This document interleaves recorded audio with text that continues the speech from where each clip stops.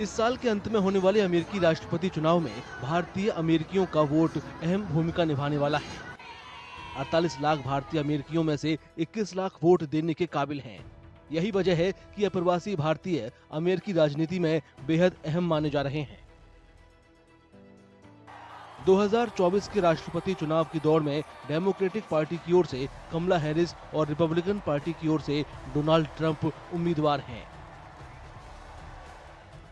And having the country accept a woman whose heritage is black and Indian is very encouraging. So that she could be, and I think personally she will be, the next president of the United States. And it will make me very proud to see that in my lifetime, an Indian woman will sit in the highest seat of the United States of America. Harris के अभियान ने lotus for POTUS जैसे memes को बढ़ावा दिया है, जिन्हें भारतीय अमेरिकी कम्युनिटी में शेयर किया जा रहा है। कमला का हिंदी में मतलब कमल होता है।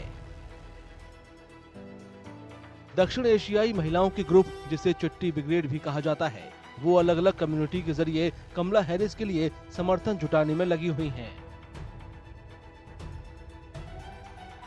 हालांकि कमला हैरिस के लिए भारतीय अमेरिकियों के सपोर्ट की गारंटी नहीं है। राजनीति के कुछ जानकारों का कहना है कि अर्थव्यवस्था, इमिग्रेशन और क्लाइमेट चेंज और कल्चरल प्राइड जैसे मुद्दों पर भी समर्थन निर्भर करेगा। कुछ भारतीय अमेरिकी वोटरों ने इमिग्रेशन और रिप्रोडक्टिव राइट्स को लेकर हैरिस की नीतियों पर चिंता जाहिर की है। कम्युनिटी की डाइवर्सिटी से भी इस पर असर पड़ेगा। So there are different ways that Indian diaspora is organizing for Kamala Harris, right?